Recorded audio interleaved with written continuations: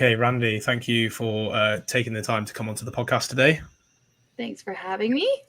It's great to have you on board. Can you give the listeners just a brief introduction as to who you are and what it is that you do now? Yeah, so my name's Randi. I'm an ex-Weight Watchers leader, and I am now turned anti-diet, and I'm living a life free from restriction, and I've now become an intuitive eater and a non-diet body image coach. Fantastic. And the exact reason that you're here today. I'm particularly interested to hear about your start of the journey through Weight Watchers first, because Weight Watchers was the main diet my mum was on right back when I was a teenager.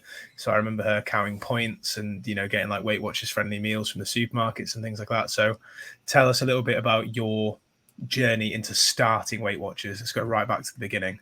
All right. So I joined Weight Watchers. I was probably my early 20s. And I want to say it was on a whim, but now looking back, I can see all the messaging that told me my body was wrong and convinced me to join. So I joined Weight Watchers. I was a member for about just under a year, and then they were having an open house, and they were asking lifetime members if they wanted to come, and I was a lifetime member at Goal Weight, so they asked me if I would come and talk and tell my story and my tale, so I did, and I love talking about myself, so I was like, yeah, I'm all over that, sure, I'll help out. And after the open house, the territory manager approached me and said, would you work for us? You've got a great story, you like to talk, you like to lead, let's do it. And I was so happy to be part of it, and I thought I was helping people along their journey. And I worked as a Weight Watchers coach for almost 10 years, so Right. quite a big chunk of my life I was in that, and I was the poster girl for Weight Watchers. Like, legitimately, there's posters of my face in Weight Watchers marketing. I was the poster child. And I had lost weight, and I was able to maintain my weight loss, which is pretty unheard of in Weight Watchers, but I was doing it at such a obsession and detriment to my health. And so I was working out 6-7 times a week. I was obsessed with being in the spin room. I did a spin class almost every day, if not more. I was in the yoga studio every day. Like, I was spending 4 or 5 hours at a studio. I was obsessed with counting all my points and tracking all my points, and always just like hopping on different trends, trying to work it into the Weight Watchers. Like, I was like, oh, let's see if I can track paleo points, and let's see if I can track points while doing keto. And I was always just trying to find the next fix, the next fad. And while working with Weight Watchers, it kind of slowly over time became like a dirty little secret, and I didn't want to tell people that I was doing it. And it felt icky, and I was like, okay, something's out of alignment here. If I'm not comfortable telling people what I do, why am I doing it? And it was one day in a meeting room, a member was celebrating some weight loss, and then they were so excited and so proud of themselves that they hadn't eaten at a restaurant for a full year. And they were like celebrating this fact. And I was like, oh my gosh, you've missed out on birthdays, you've missed out on anniversaries, you've missed out on parties, all for the name of having your daily points. And I was like, that's not okay. And then everybody started opening up and sharing about how scared they were to go to restaurants. And I was like, I'm perpetuating this. I'm part of the problem of terrifying people to go enjoy food with friends and go eat out at a restaurant. And I was like, I don't like doing this anymore. But I had no idea what else was out there. Trying to change my body and shrink and obsess about the gym was the only way I saw I could be healthy. And then I got pregnant. My kid just turned 3. So about 3 and a bit years ago, I got pregnant, and I was like, I'm never bringing my child into a Weight Watchers room. I'm going to break the cycle, because same thing. My mom was on Weight Watchers. My grandma was on Weight Watchers. And I was like, my kid is never stepping foot into a meeting. And I was like, if it's okay for my kid not to do it, why am I still putting myself through this? Mm. And so I did a lot of research on other things that are out there. And that's when I just kind of stumbled across intuitive eating and bought every book I could and consumed everything. And then, yeah, learned to be an intuitive eater. I lived as an intuitive eater for about 1.5 years, 2 years. And then I was like, more people need to hear this message. I've already know how to coach people. Let's change the style of what I'm coaching, and let's change it up and teach more people to get out of Weight Watchers and into intuitive eating. Mm-hmm. So I've taken a few trainings on intuitive eating. I've taken coaching mentorship in it, and here I am changing lives, getting people out of diet culture and showing them that there is a completely other way to live.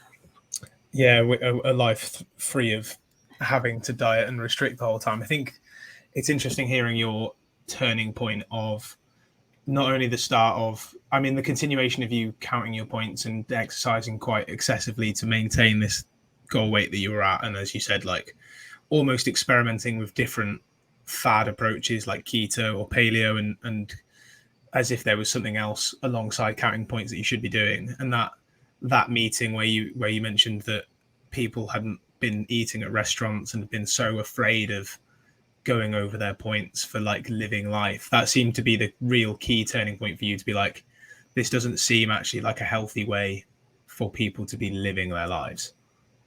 Yeah, and that restaurant moment really stuck in my head, but I could see it on little moments in my life too, where it was like, I don't want to be in the front of family photos. Like I don't want that because I'm not perfect. My body's not perfect. And like, let's be honest, there was never a small enough or a perfect enough. And yeah, my life, like I'm so glad I'm out of it now because I have a little girl that I can be present with, and we can go to the beach and I can wear a bathing suit and not give a shit of what I look like, and just enjoy being present, and like the space that I have in my brain to pursue other things and do other things. And it's amazing how much space Weight Watchers was taking up in my brain.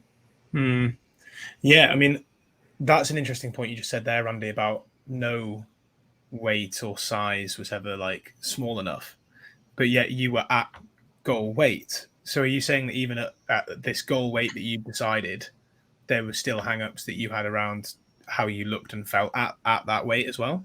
Oh, for sure. Yeah, I hit my goal weight and I was like, I can do this more. I can get smaller. I can lose more weight. Right. And I think as I was losing weight, I became more obsessed with fixing different parts or seeing different parts, or like, I want to have a six pack. I want to get rid of this. I want to get rid of that. And it just, yeah, the smaller I became, the more almost nitpicky I became about my body. And Yeah. I think that's what diet culture does to us, is we're never going to be small enough. We're never going to be perfect because we just keep trying to get smaller. Yeah. Yeah. It's a never ending cycle of trying to be smaller and smaller. Like, how is that ever going to be a finished journey? It's just not. No. And I find that interesting that you were someone who was at goal weight and literally leading groups, yet you were still trying to kind of lose weight yourself. It was like there's still more that I can find. That never-ending cycle about just trying to get to like another weight loss goal, or I can be slimmer, I can be smaller. It's we do it as we think it's in the name of health, but really it's because we've got deep-rooted issues around how we look and feel. Mm-hmm. Yeah, and I keep telling people, like, it's not about your body, it's about your mind, and like finding that happiness and confidence. I thought, like, when I could just lose 5 more pounds, I'll be confident. When I lose 5 more pounds, I'll just be happy. And there is no magical land when you lose weight and hit your goal weight. It's just not there. And no matter how much we change and alter our bodies, we're never going to find that. It's a mental game, and working through some deep-seated beliefs and things we've been taught and heard all through our lives growing up. Yeah, that we have to be a certain size, a certain weight, a certain shape, or a certain look. Yeah. And growing up with parents that have been on Weight Watchers and grandparents that have been on Weight Watchers. My grandma was a very big weight loss health fanatic. And there were 6 grandchildren on that side, and I was the biggest one. And every time we would see each other, I would get like hugs, and she'd be like, "Oh, Randi, you could lose a little bit of weight," when she was hugging me. And I was like, "Oh, a loved one is telling me I'm wrong." So like, of course I dieted. Of course I joined Weight Watchers. I'd been told since I was 6 years old my body was wrong. Yeah. It's, it's interesting when you hear that, isn't it, about those off the cuff remarks that even family members will make about the size of your body, and how that was deemed ever acceptable is still baffling to me, really. Yeah, well, it was out of the name of love. Right. Yeah. Actually, without the name of prejudice that even they had in their heads because of the society and everything else that we've kind of been brought up upon. Yeah, and that's why I kind of feel like I'm here to break the cycle. I'm not going to pass those comments on to my daughter, and she's going to get it from every angle in the world already. So I know I'm not going to be able to protect her from the message, but I can be the best example for her that she doesn't need to listen to the message. Absolutely. And can talk with her just as you do with your clients about those same things. Yeah. So, I mean, tell us about that transition then from Weight Watchers leader to intuitive eater. You mentioned that you found it and read everything you could and really kind of resonated with that. But what was that journey about? Because you said it took maybe about a year and a half of discovering it to learning how to do it effectively or properly, I guess, because there is a massive journey between relinquishing control of food and being an intuitive eater and really listening to your body. Because when people are in diet culture hear it, and I was guilty of this myself as a previous kind of macro tracking coach, to be like, oh, well, you can't just eat whatever you want all the time. Like, how is that ever going to be good for anyone? Which clearly isn't what intuitive eating is. But tell us about that transition for you. How was that journey? Yeah. Yeah, it's funny. Everyone thinks it's just eating whatever you want all the time, and that is not like you're just bathing in pizzas and cookies and ice cream. It's like that's not what we do. And I think that honestly was like my first hurdle to get over, was like, what? Wait, what? And in the beginning, yeah, I did eat a lot, but it all balances out. Anyways, I'll start from the beginning. Yeah. I think my journey, I was so preoccupied with health and like, what does that even mean? And I was so like, I just want to make sure I'm healthy. And if I'm not doing that with intuitive weight loss, or not intentional weight loss, what can I do to still be healthy? And I think that was a huge mindset that I had to untangle, of like, what even is health, and what does health look like, and how do I want to define health? And letting go a lot of the fears that, like, if I gain weight, I can still put in health promoting behaviors. I can still show up for myself at any size. And that was a big mindset shift I had to have, was that like, I can put in health promoting behaviors any size, no matter what my weight is. And that was hard to do. That was hard to work through that fear. And I hired a coach as well to work through the fears together, because I think obviously I'm going to talk about why coaching's so good with us. But having someone there to hold my hand and like had been there down that road and could say, it's okay, I'll show you how to do it. And reading other people's stories really helped. And like, just hearing people talk about how freeing it was kind of like the light at the end of this very dark tunnel of like, okay, people are telling me how good it is. People, like, I'm listening to these people's stories and these people's lives, and like how authentically happy they are and how authentically confident they are. Because I don't think I ever was in a smaller body. I think I portrayed it and had a lot of false confidence, but I never actually felt worthy or confident in a smaller body. So hearing people's stories was so helpful, and I just consumed as much as I could. I followed everybody I could on Instagram. And letting go of the food rules was also really hard. And just, I guess not hard, but it took a while, and it was uncomfortable. And learning that I don't have to have an all or nothing thinking. I don't have to be a perfectionist, and just really letting go of my perfectionist tendencies was probably the biggest turning point. And like, I would make a list of food rules. I did everything the book said. I followed it chapter by chapter, the intuitive eating book. I bought the guidebook and did all the journaling as well. And I don't think it's ever been a perfect journey. I wouldn't even say I'm a perfect intuitive eater now. Like, just the other day, I realized I had a food rule still in place. So I think it's an ongoing journey. But the biggest, like, coming out of it and things that I've learned is compassion and curiosity. And those have been my two, like, mantras, affirmations, whatever it is that I hold on to. And when I notice my thoughts and I get feelings of like shame or guilt, I'm not like, oh, you failed intuitive eating. Why are you doing it like this? It's like, oh, interesting. Why am I feeling this way? Where is this coming from? And I get curious and have compassion for myself. And I think that's so different from being on a diet and with Weight Watchers, is because it's taught to shame yourself and you're taught to judge yourself. So I think being able to turn judgment into compassion and getting curious with what's going on in my brain and what thoughts are coming up. Mm-hmm.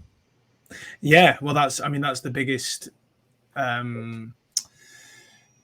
thing that's missed, as you mentioned, in diet culture. Like, it's all about shame and rigidity, and there's dichotomous thinking. Even if you were following a flexible approach of counting calories or what have you, and even Weight Watchers, they don't really ban foods per se, do they? It's all points. It's effectively a different way to count your calories. But there's the rules of I must stick within this limit, and if I don't, therefore I am a failure, and I'm either kind of sticking with points or I'm not doing. And there's a lot of like sneaky rules in Weight Watchers that Weight Watchers doesn't put forward. It's not in their actual program, but us as members develop our own little weird rules and things. Right.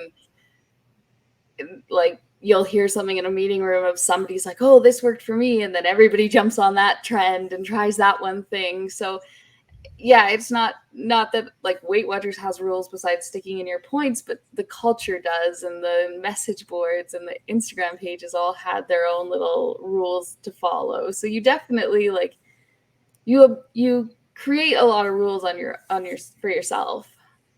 Yeah, of course, because at the end you're trying to reach a milestone, and if something works for someone else, it's that grass is greener on the other side almost of, well, I have to add that too. I'm not doing enough. I need to do that as well as count these points. I need to do more in order to reach my goal. And there is that shame associated with weighing in and being like, oh my God, I've not made any progress, because the only progress metric is the number on the scale, which is so fickle, it's beyond belief when we talk about how much that goes into that. And so the self-compassion is great. The noticing and your thoughts and emotions and feelings and kind of, journaling that, going through that journey, that's another key piece. Talk about that body image piece for yourself then, Randi, because how long did it take for you to be in a position where you're like, I can show up as I am and I'm really confident and I know that I'm eating intuitively, and as you mentioned, you're still not perfect in that instance, and there are still times you have food rules, and that's an ongoing process. But with the body image piece, where was that? What was that light bulb moment that you were like, what was the switch from like trying to constantly lose weight and be slimmer to be like, I can show up as I am and I'm really happy with where I'm at?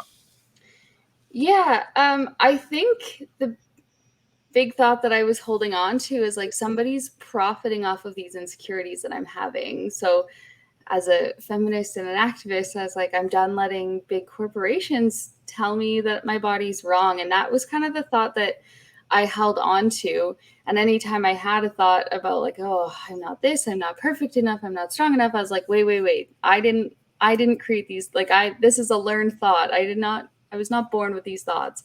Somebody has told me these thoughts and is probably profiting off of them. And I was like, I'm done letting big corporations profit off of my own insecurities. And I kind of just like made a promise to myself that I wasn't going to let that happen anymore. And that was like my anchor to work through body image. And like I said, with intuitive eating, body image is never a perfect thing either. There are still some days where I don't love everything about me. And I think that is the big thing too, is body image is not about like standing in the mirror and being like, oh, damn, this is all good, I love everything I see. Body image is more about like detangling your worth from your body and having them as two separate separate entities. Like your worth is your worth. You're innately worthy no matter what. And learning to untie that and untangle these beliefs about our body is our worth and our value is in our size. And so that's what it's really about. And with my clients, I talk a lot about body neutrality and just like learning to see your body as just like something to experience the magical life. It's here for your five senses. It's not here to look good. It's not here to look good for others and have the perfect Instagram post and be this perfect thing. It's really just it's a vessel for us to experience and enjoy life. And we can put in health promoting behaviors to make it make life more enjoyable for ourselves. But really that's what it's all about. And so that was through my journey, there was a lot of perfectionist thinking at the beginning and a lot of all or nothing thinking. But when I learned like to really own who I was and have my own back and create that worth, like understand that I'm worthy. And the moment I could grab onto that, it didn't matter what my body was. And like, I knew I was worthy no matter what my size was. And yeah, a lot of it was like looking at what beliefs I held around bodies and my own body, other people's bodies, what I had learned to believe about bodies, and just like having my own autonomy to decide if that's what I wanted to believe going forward. And if I didn't want to believe it, how can I change those beliefs and rewrite new thoughts? Yeah, really, really well said, particularly that point on having a good body image is not about never having low days or bad days, because they will naturally happen, because that's part of the human experience, right? And actually the ability to notice and name those thoughts is key to understanding that they are thoughts and they don't define you. And just like you said, your body's not entangled within your worth. It's not like you're any less worthy because you're smaller, bigger, or what have you. I was chatting to a client the other day where we spoke about how, in times gone by, we might put our like weight loss as like a, in our Instagram handle of like how much weight we've lost, or like, like in our bio or like, before and after pictures. And it's like the shape of your body and the weight. I understand that people want to celebrate almost like hard work. It's almost like a celebration of like hard work and dedication, but it's also knowing that your shape and your weight loss or your weight is like the least interesting thing about you as a person. Yeah. You've got so much more to give in terms of your values as a person, your personality, and everything about you as a person that you bring to this world. There's so much more than that. Yeah, exactly. And I loved what you mentioned there about health promoting behaviors and being a healthy person irrespective of these things. And I think that's a great point in itself, in that health is so connected to weight loss, it gets unhealthy. So tell us a bit more about these health promoting behaviors for you, because it sounds like you've got much more of a balance with exercise now. You mentioned yoga a bit as well, and so talk more about these health promoting behaviors that you do now, but for the sake of health and enjoyment rather than for the sake of being as small as you can possibly be. Yeah. And I think when I was dieting, the only thing that was healthy was weight loss. Like that was the only aspect of health. And I didn't realize that like mental health plays a part into it, and emotional health plays into a part, and even spiritual health. And there's like there's so much more to health than just even like eating and moving, which is such a small little piece of the pie. And I had focused so much, like 100% of my efforts were going into this tiny little piece of the pie. And like, there's so much of our health that we don't even have control over, like our DNA and our biology and like where we live and the privileges we hold, like that all plays such a huge piece of it. And I was so focused on just the like getting smaller. So 100% of my efforts were spent on shrinking my body, totally disregarding my mental health, my emotions, and all the other things that go into playing a part in our health. So I also used to run quite a bit, and I took a complete break. I was like, we're done running. We're not going to run. We're not like, I need to figure out what's going on before I can add these things back into my life. And almost like get rid of the shame around it and work through, like, because I used to shame myself to run, and that was my motivator, and like that was no fun. And then I hated running when I was doing it. So I completely stopped exercising for a while, and was just more finding fun things and like gentle things and finding movement that I enjoyed and really just like getting curious and experimenting with different things. I since have brought back spin and running into my life, but it's a totally different mentality I have behind it. And if I run for 10 minutes one day, that's okay. If I like get halfway through a run and I'm like, yeah, I'm not feeling this today, this isn't where I want to be, I'm going to go change it up and go for a bike ride with my family. Like, that's okay as well.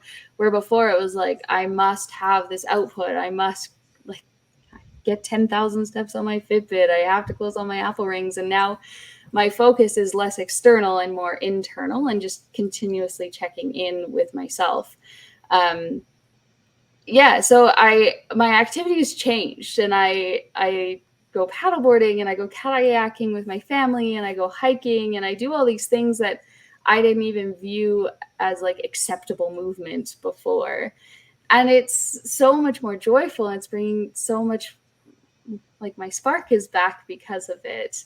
And then on like other side of things is like I show up for myself in other ways. Like, I have started going to therapy, I've started journaling, I've started like really checking in with my emotions and making sure my mental health is just as important as emotions and physical health, and not one of them is more important than the other. And I've really just like aimed to create a balance between it all. Yeah, fantastic. Yeah, I particularly enjoyed your, I used to have to close all my Apple rings and do it was all about the output. Yeah, and I could, can totally relate. I'm sure so many people can, of that exercise becoming a thing that you must do rather than something that you enjoyed doing for the sake of enjoyment and how you felt internally. Stopping a run and instead saying, well, I'm going to go for a bike ride with my family. You're pairing your values as a parent with, still a great healthy behavior, but it's not about like how far that bike ride is or how intense it is. It's just about having fun. And then it's still movement. It's still, it's still health, because movement is a great part of health, but doing so in a way that you're connected with internally rather than like, got to do that to burn those calories. Yeah, and that's like it's internal feeling versus being like, okay, well, what does Apple tell me I need to be doing? Because Apple obviously knows my body and knows who I am as a person. Hey, those activity trackers, they know it all. Yeah, and even like having a rest day, or I hate the term rest day, that sounds like such a gym term, but like knowing that it's okay to take days off, and like when I'm tired or when my body's not feeling it and I need a nap in the middle of the day, like that's okay. That's honoring my body in a different way. And yeah, just like learning to really tune into what my body wants and needs. And some days it's like, okay, we're just going to have a dance party in our kitchen today. And like, it's going to be so fun. And I think that's it. It's like intuitive movement and what your body wants and how you can listen to it and honor it. Yeah, fantastic. Like the compassion to be able to not go to the gym if you're not feeling it, and to understand that's okay, or like have a nap, whatever. The fitness industry be very much like no days off and like no pain, no gain. I was in the gym earlier today, and I thought to myself to do some lifting, and because that is something that I really massively enjoy. I don't do it anymore for the output, although that's why it started. But my back hasn't been that great this week, and I've been doing a lot of standing up, and I was like, yeah, like I'm not feeling this today. Like it's not going to be a good thing for me to do. I'll just go for a nice long walk, and ease it out. And it's making those decisions rather than powering on with the workout anyway, and then waking up the next day and not being able to bloody move.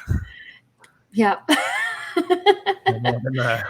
Yes. Oh, I have like permanently damaged my ankle from spinning with a broken foot because I didn't want to lose the 30-day challenge. So Wow. I totally understand that. Yeah, and I'm sure so many people could resonate with that, pushing through injuries in order to keep training. It was I broke my wrist lifting as well, and was like, yeah, well, I need to continue training because I can't stop training. It's too important. And it's nice that we can laugh about it now. I think laughing about it is the best way, isn't it? But it's also understanding that if people are at that level, because I still have conversations daily with people who worry about not getting their exercise session in for fear of losing all of their fitness in a day, or having to do the calorie output, counting calories for that sense of control. We're so overwhelmed with having that external control in case everything goes Pete Tong, and that process of you becoming an intuitive eater, was that a scary thing to let go of Weight Watchers at that point? Was there a lot of doubt about you doing the right thing, or was it a case of, had you reached the end of it when you heard about people not going to a restaurant for their kid's birthday, where you're like, no, I actually just need to find a way out of this now? Yeah, I think it was finding out I was pregnant was kind of the turning point, and I still led meetings while I was pregnant. Right. It was kind of like a slow, there was slowly breaking down the walls with just little things over and over again, and then I was like, yeah, this is not what I want to be doing. But it becomes part of your identity, and when you were talking about fitness and working out at the gym, and that becomes your identity as well. Yeah. And so it's really interesting to work through that and not have your entire identity be this person, this fitness pro, this health person. I was always the one, when we would go out for restaurants, people would be like, oh, what's Randi ordering? Because it's going to be the best. And I would bring cookies into work and people would eat 7 of them and be like, well, Randi made them. They have to be healthy. And I'm like, it was so much pressure. Yeah. That it would oh, where do you buy your clothes and what do you eat? And oh, what's on your Costco shopping list? People were that's who I became, was Weight Watchers. And I feel that too in the spin community. I became this person. That was Randi's bike. That's where Randi sat. Randi came to all the classes, and it just becomes so part of your identity that you have to let that go and almost rediscover who you are. And I think that part was scary, because this was a safe little bubble, and I had to get uncomfortable. I had to get out of my comfort zone. And it was almost like it felt unsafe to do that. And so working with professionals is what I think is a good idea at that point. But learning that there's you can still be uncomfortable and you can still create safety in that discomfort, and really shifting that you don't have to be this person anymore. You don't have to be the person that performs. You don't have to be the person that everybody looks to. And even internally, you put pressure on yourself to be this person. So once you can really disown that identity and then have fun and discover who you are and what you like and what brings you joy and who you want to be. Yeah. Did I answer your question? I don't even know. I went on a tangent there. No, it was great. It was great. And it because, again, it bringing that piece back to enjoyment and who you want to be beyond this identity of being someone so fixated on weight loss is great. I found a similar transition when I moved away as much from being sort of a CrossFit coach and calorie counting coach for that sphere of people. It was very difficult because it's everything I've wrapped my identity up is being sort of semi decent at this aspect of fitness and being this guy that helps people achieve results, but in this way, and to move away from that much more to health promoting behaviors and being very much anti-diet, towards how do we actually just have a great relationship with food and live healthily without these kind of marrying ourselves to these identities of fitness cults as they are, is a good thing to hear you speak about too. That transition into intuitive eater, as you mentioned, because of being sort of pregnant and realizing, this isn't the world I want to bring my daughter up in, and I need to kind of find this way out. You mentioned as well that, because we joked about intuitive eating isn't about eating whatever you want all the time, but you said, well, at first I did do a bit of that, and that's known as the habituation phase for people who accept unconditional permission to eat. It's very much the first couple of tenets of intuitive eating are, you know, make peace with food and reject the diet mentality. But was that like, how was that experience for you? Was that scary to be like, I'm eating a lot more than maybe I feel like I should? Or was it fun? Was it like, you know, no more points, like let's go? Like what was that experience like for you? Because I think that's the biggest rejection of intuitive eating for people is that, like, well, I don't want to go through that phase of eating all of these foods because of their fear of, you know, weight gain and their fear of like letting go of health. Yeah. So I had a unique experience doing this because I was habituating food as I was pregnant. So I have like a different element into this. So mine was more what I could eat is what I ate. Right. But then after having my child, I was like, okay, well, we're gonna habituate. Yeah. We're gonna do this again, kind of.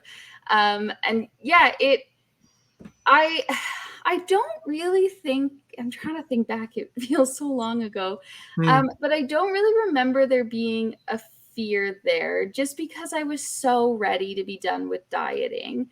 Right. And I'm sure if you had told me about it while I was still working for Weight Watchers, I would have been like, oh no, that's not a thing, that's not going to work. But I think because I had prepped myself so much and I had read so many other people's stories, I put trust into it and I really leaned in. And yeah, the habituation process, like that, I remember making a list of my like fear foods, and on Weight Watchers, the biggest one is avocados and bananas. Those are the big fear food. And Weight Watchers told you never to, well, you could blend or juice your foods, but it would like triple the points. So to have a smoothie for breakfast in the morning was almost my daily allotment for points. Wow. So drinking smoothies in the morning, I love it. I love making different flavors. I love mixing different things. I love trying all the new seasonal fruits. But blending a banana in a smoothie was like, as silly as it sounds now, it was so terrifying to like be okay drinking my calories.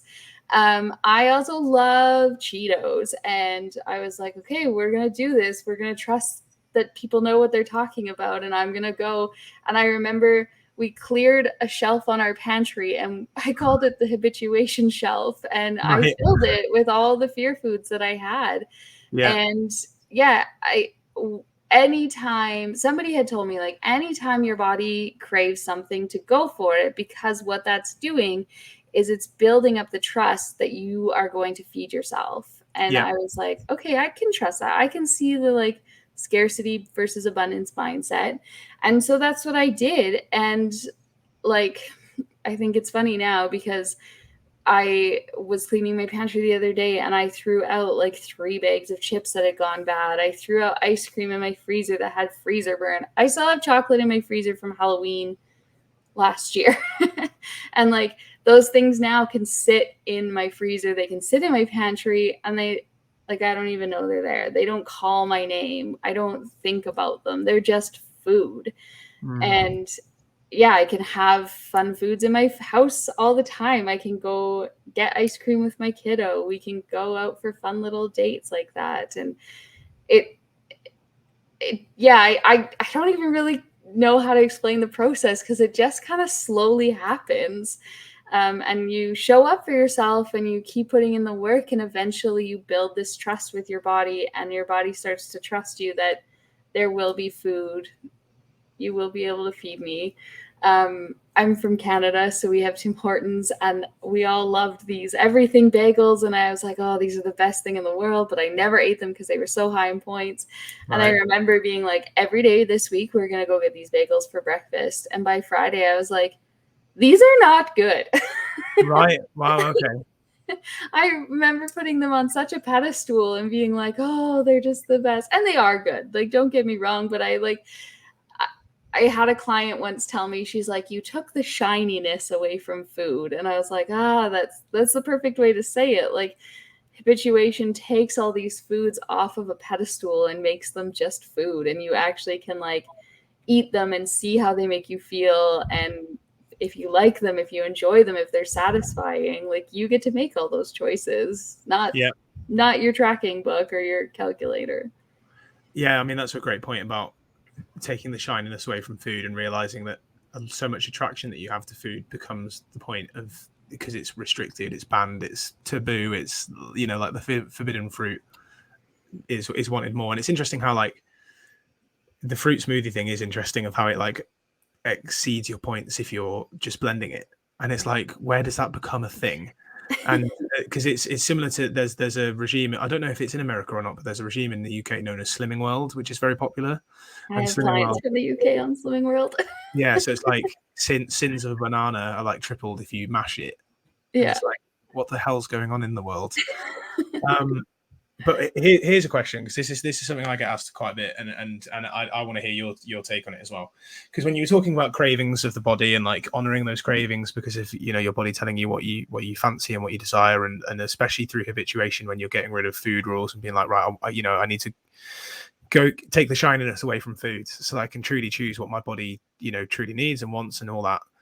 Where do you split the difference between honoring health with food? And I know that, you know, as a nutritionist, I'm aware of all foods having nutrition and stuff. I'm not going to bring about any bunk science about empty calories or any of that jazz, but or cravings that come about through, let's say, like emotional regulation, right? Because intuitive eating has a framework of honor your emotions with kindness and honoring your health with gentle nutrition.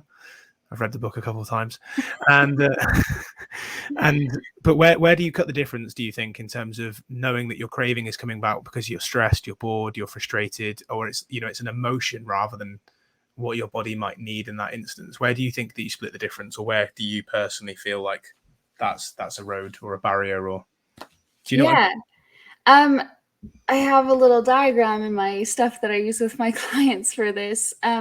When we start intuitive eating, a lot of us, and I know myself too, we don't have, because we've been so focused on physical health, we have zero coping tools for emotional health. And restricting and not eating for so long has taught us that, like, when we eat for emotions, it's a bad thing and you should shame yourself and let's get judgmental about ourselves. And if you, like, imagine a pie chart, when we start intuitive eating, the only thing in our pie chart to deal with emotional eating is food. And that's how we know to cope with our emotions. And that's what we've been doing for so long. So of course we're going to do it. And food is emotional. We have a lot of emotions tied to food. And like when we go to birthday parties and we celebrate and we eat birthday cake, that's an emotional too. And I think we just look at certain emotions as bad, which I don't agree with. And like, we can't eat when we have those bad emotions is what we've been taught.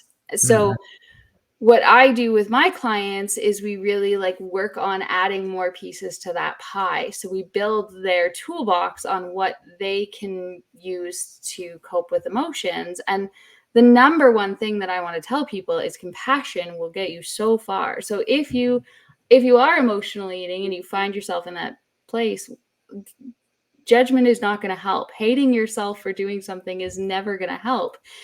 So really learning how to, like, stop the judgment for whatever the action or the behavior that you're doing, and, like, meeting yourself with compassion and getting curious. Because lots of times when we're turning to the pantry to cope with something, it's a need that's not being met. So with my clients, that's what I ask them is, like, what do you need and what can you give yourself right now in this moment? And if the answer is food, the answer is food. Maybe you can try food with something else and slowly over time add more, expand that pie to have more slices of different tools that you can reach for. And really just, like, being curious of what's going on, why is this happening? And I think when we're in diet culture, we so dissociate from that. All we think is, like, oh, I'm emotionally eating, and I call it pantry raiding, when you, like, notice yourself in a blackout and you're like, what am I doing? This is the 17th popsicle I've eaten right now. Like, Yeah. instead of being like, oh, I'm such a failure, because that's what diet culture teaches us, is like, you're a failure, you just didn't have enough willpower. That's not true. It's not, there's something else going on, and what is it, and how can you meet that need? And so instead of, like, judging yourself and shaming yourself, because that then doesn't allow us to get curious to see what's going on. it's taking a compassionate viewpoint and that notice and name standpoint again of like what is going on, what am I feeling, and as you mentioned, building a toolbox of self-care that's more than just food, but having that as an element as well. Like rightly mentioned that in the right moment, then that might be the exact thing that you need, and taking your time to analyze that and make that as a conscious choice rather than we just run on autopilot, right? And we get less compassionate with ourselves when, as you said, when we find ourselves so far deep that we're like, oh man, like I shouldn't have done that. But actually taking the compassionate and noticing viewpoint to realize what happened, what was that chain of events that led you there, that then if you do want to act differently in the future, what does that action look like? But taking the onus away from judgment it is a good one, because otherwise you just stay stuck in that cycle. Yeah, and it comes back to like building that trust with yourself and learning to know yourself, because what might work then might, like, you're going to be a different person every time you show up, and just really learning to be like, okay, stop, what is going on in my life right now? What am I avoiding? What am I not feeling? What am I feeling? And like being able to take those, like, ride the wave of the emotion and connecting with your emotions. I think that's something a lot of us were never taught to do. And so even just like learning to acknowledge what your emotion is such a huge step for a lot of people. And like learning how to, because your body is giving you all these signs and your body will tell you how you're feeling. It's just learning how to listen and reconnect with that. Yes. Yeah, absolutely. And yeah, noticing and naming the actual feeling that you are encountering at that moment is part of the regulation of it, because if you don't know what it is, then you can't honor it. You Yeah. can't sit with it and understand that it's normal to have emotions as a human being. Like if you don't actually know what it is, and that's the thing, isn't it? People try to cover them up or change their thoughts or force themselves to feel a different way, and it's not about that. It's just about noticing and naming the thought or emotion, understanding that they don't define you and that they come and go just like the clouds in the sky do, and then that way you can have a much more acceptable reaction to them. Yeah. And know what your body needs. Talk to us, coming up on time a little bit, Randy, and obviously I don't want to take too much of your precious time too, but talk to us about the eating for health part, right? Because I find this is really interesting for working with my clients, right? Because I talk with my clients about the benefits of fruits and veggies, and the benefits of satiating meals, and on fiber, and having a variety in your diet, and eating nutrient dense foods. And it becomes such an interesting perspective when you're like, but don't worry, because there aren't any bad foods. Like there's no foods that are good or bad for you, and taking that holistic approach of, well, we're still eating for health here. People just always want to turn into diet rules. How do you kind of approach that with your clients? So my view on this is like, when we come from diet culture and we come from Weight Watchers, and my journey especially, I was not eating enough. And Yeah. so I think the like baseline of health is, are you eating enough? Yeah. And at first, like, it's not going to be vegetables, but you need to eat food. Like it's plain and simple. And so I think that was my big thing, was eating enough. And then the next level that I like to introduce is eating a variety and experimenting and getting curious and having fun with food. Mm-hmm. And really just like, when I'm not a nutritionist, I'm not a dietitian by any shape, means, and so I never really tell my clients what to eat or how to eat. I am all about like really just listening to what your body is craving. And once you can fully like get through the habituation, I don't know if that's the right verb to use, but once you've really habituated food into your life, you sit down and you're like, okay, today I want that vegetable. I want to try that new fruit. Oh, look at that cool thing I saw at the farmer's market.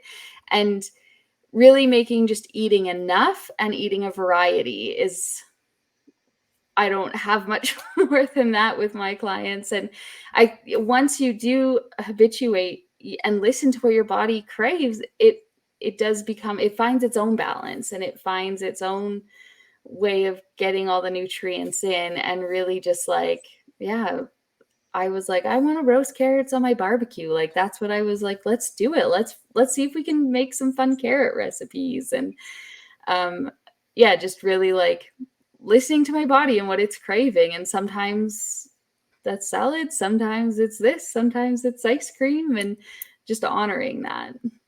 Yeah, I think that's a great point to finish on. That becomes something that becomes so much easier over time once you begin to do it. And people have, you look around the world at all the people who live the longest than we, longer than we do, and it's not that they're eating in a specific way. If anything, it's because they're not wrapped up in diet culture like we are. They're healthy because they eat enough, they eat a variety, and they eat foods, and it's like a fun experience for them.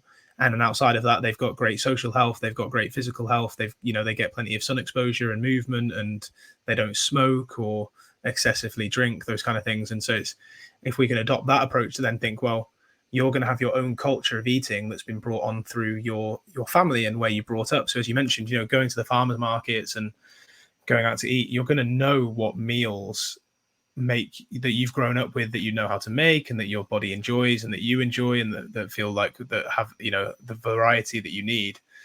And part of that then exploring the creating new recipes, and my diet's been boring because I've always been on a diet, so actually how do I make food fun and Yeah. experience trying new things and trying new recipes, and just basically exploring again, and bringing the fun and satisfaction back to the eating experience.